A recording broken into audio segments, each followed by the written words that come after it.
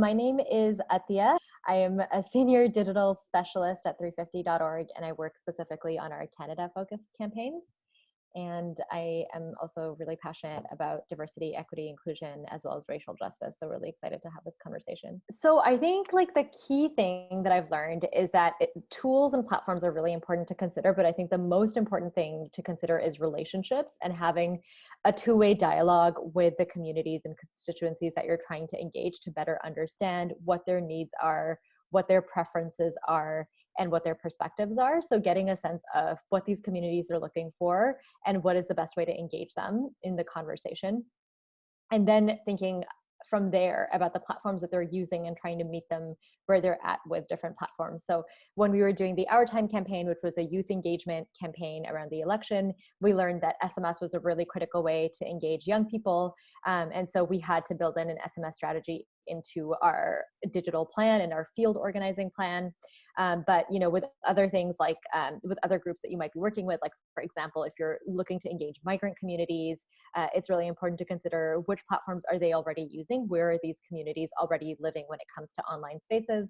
And I know that one thing that white organizers often forget is that WhatsApp is a really critical tool for immigrant communities. It's a really important lifeline for a lot of us. A sense of like what these groups are already doing, how can you position yourself as an ally to support the work that they're doing, and having a two-way conversation about like, what can we do to support you? And also, is there a way that you can support our campaigns to make them stronger and to make them more relevant for the greater majority of people? So I think it really comes down to relationships at the end of it, and making sure that you are also paying attention to the work that's already been done, and also thinking about what you can offer, not valuing the labor of racialized folks and marginalized voices. So really thinking about like how you can receive feedback in a good way, because sometimes people are really, they have their walls up when they receive feedback, but that feedback would actually be really important for them to consider if they do want to make their organizing spaces more inclusive. Thinking about actually how you can compensate emotional labor and tactical advice from marginalized voices and from racialized folks. So thinking about like if you're bringing in Indigenous youth and consulting with them, it would be really great to also offer honoraria and actually value that labor and compensate that labor.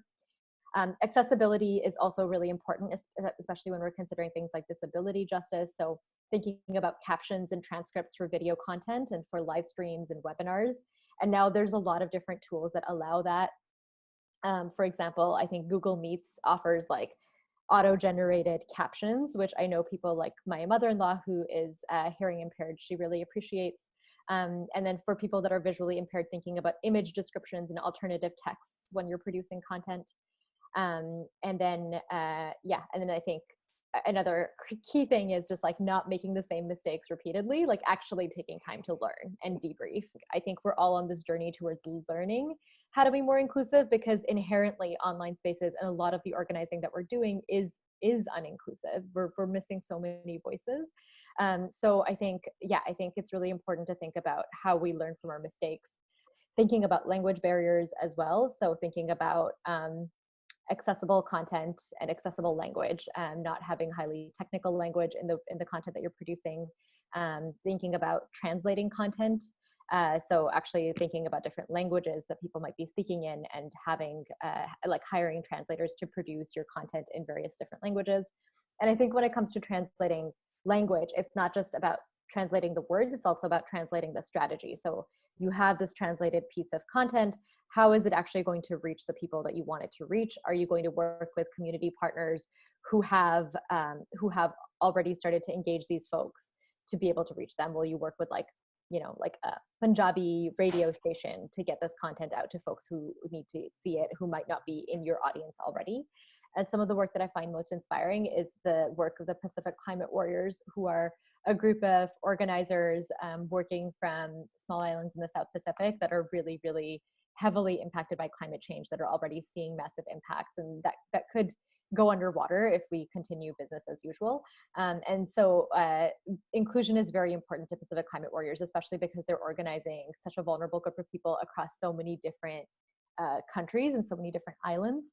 And one piece of advice that I got from them around inclusion and DEI is thinking first about the groups who have the most barriers to access and speaking to them about their needs. So for instance, when they're doing their organizing, they consider the most remote communities with limited internet access first, and talk to them first about how they can build out a campaign that puts them at the center.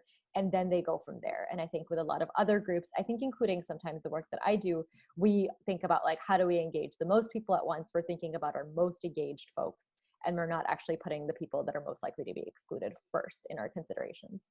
Mm.